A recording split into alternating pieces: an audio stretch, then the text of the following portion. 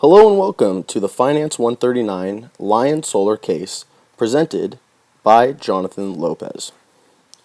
So previously, Business Week recently ran an article on companies' debt policies, and the names Modigliani and Miller were mentioned several times as leading researchers on the theory of capital structure. Briefly, Franco Modigliani and Merton Miller are the two investors responsible for restructuring modern thinking on capital structure. Assumptions embedded into the models are as follows. There's an assumed absence of taxes, bankruptcy costs, agency costs, and asymmetric information, and within an efficient market, the value of the firm is also unaffected by how that firm is financed. So next, we're going to assume that firms U and L are in the same risk class, and they have an EBIT of about 500,000. Firm U is going to have no debt financing, and the cost of equity will be about 14%. Firm L will have $1 million of debt outstanding at a cost of 8%. And we're going to assume that there's no taxes and that the M&M assumptions are going to hold. So to find the RSL, it is necessary to find the market value of the firm's debt and equity. The value of its debt is stated to be $1 million. Therefore, we can find S as follows, which will be D plus SL is equal to VL. And at that rate, we get 3.571 million and 2.571 million. You get this by getting 3.571 less the debt outstanding, and that'll give you a total firm value of 2.571 million.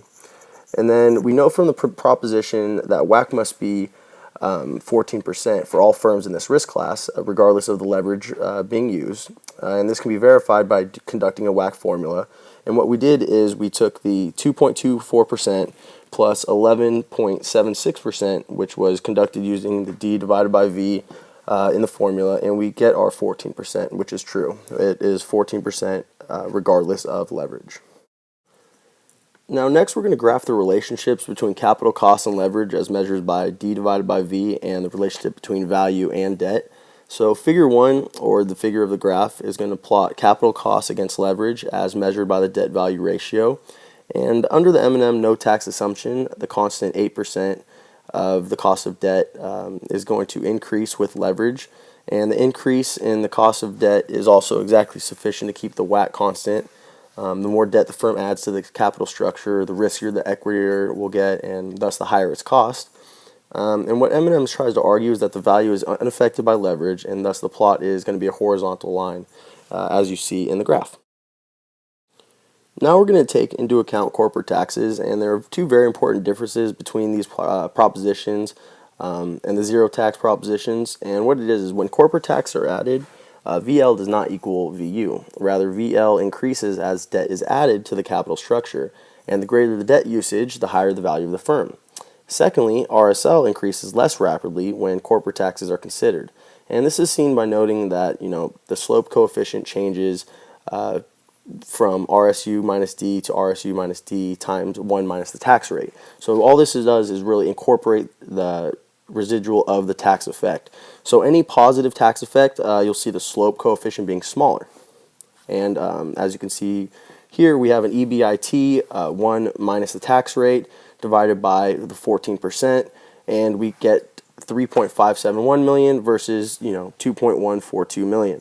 And this is going to represent a 40% decline in the value, and it's logical because the 40% tax rate takes away 40% of the income, and hence 40% of the firm's value.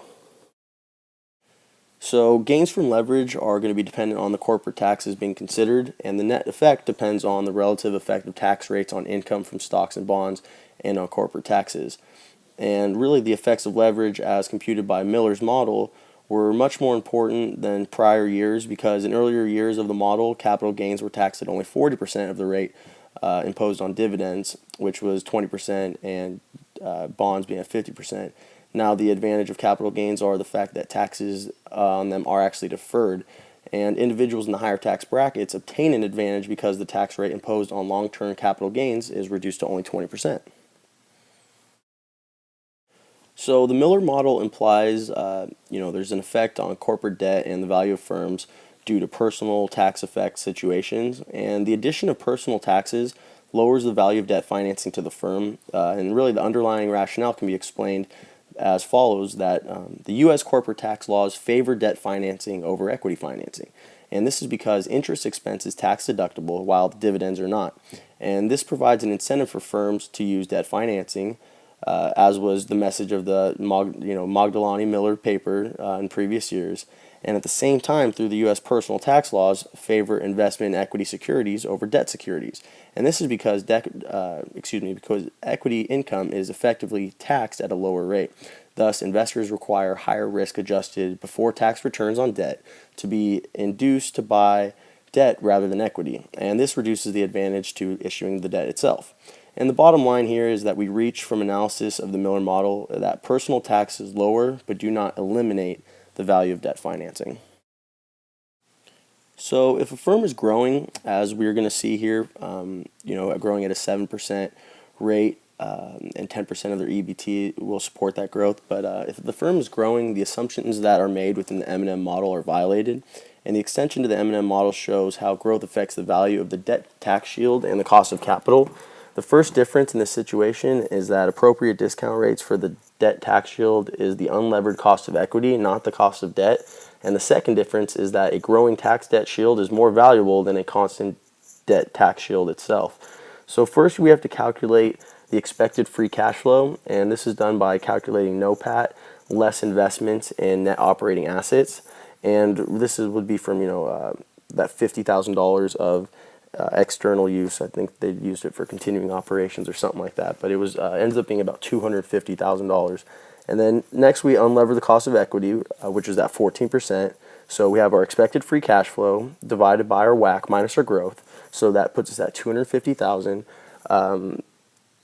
Divided by 7%, and that gives us 3.5 million. That's the 3,571,429, which is greater than in Part C because the firm is actually growing. And if there's $1 million in debt at the same rate, we do 8% times the tax shield times $1 million divided by the WACC less the growth, and we actually only come up with about 457,000. Therefore, the value of the firm being 3.5 million plus 450,000 gives us a firm value of $4,028,571, and the value equity of the firm less the value of the debt leads us to believe that the final firm value will be $3,028,571. In this case, the increase in firm's value due to the debt tax shield as a percent of a zero debt value is only about 12.8%. And then this is less than the increase in the non-growing firm's value as calculated using the MM model, which was 18.7%. So to calculate the new to calculate the new levered cost of equity, you would take that 14%, you would subtract the 8% shield, multiply it times the 1 million divided by the 3.28 million, which is what we said the firm value would be, and we get a 15.98% levered cost of equity. So with that levered cost of equity, we add it to the new levered WACC equation, which will be $1 million divided by the firm value of 4,028,571, multiplied by 8% times 1 less the tax shield, and we get a 13.2% new levered WACC. Next, we're going to see what happens if the L firm debt is risky. And L's debt can actually be considered a call option, and the total value of one with an exercise price of $2 million will be used with an expiration date of 1 year. And what's going to happen if L's management will not be able to make its required payment on debt of the firm, it will end up becoming bankrupt, and debt holders will take over the firm, and equity holders will receive nothing. Whereas if their equity is greater, they'll be able to pay off management, will be able to pay off stockholders, and essentially keep the company. So what we do here to ascertain the value of this bond is we're going to use the Black-Scholes option pricing model, and what this does is it calculates the value using normal distribution functions, giving you a price and a face value plus 1 plus yield raised to the end. So in this case, the value of debt must be 1.8036 million, and it's yielding 10.89%. The value of equity in this case is 2.1964 million, and this was actually all used using the Black-Scholes option pricing calculator used on Investopedia, in case you wanted to go ahead and do these calculations on your own. So we just saw what happens if L's stock volatility is at 0.6. Now what we're going to see is what happens when it's between 0.2 and 0.95, and what incentives might managers make if we understand the relationship going on here, and what might debt holders do in response to what the volatility of the stock might be. And so the value of the equity increases as the volatility increases, right? So there's kind of a positive relationship there, and the value of the debt decreases as well. Well, a manager knows that this may choose to invest the proceeds from borrowing in assets that are riskier than usual. This is called a bait and switch. And this action decreases the value of debt because now its claim is riskier, but it also increases the value of equity because the worst stockholders can do is default on the bonds, but the best they can do is potentially unlimited. So there is limited downside and unlimited potential in this case. And bondholders who face this possibility will write covenants into their bond contracts, limiting management's ability to invest in assets that originally were planned. And if this isn't possible, then bondholders will just demand a higher rate of return in order to compensate them for the possibility the management will switch investments on them.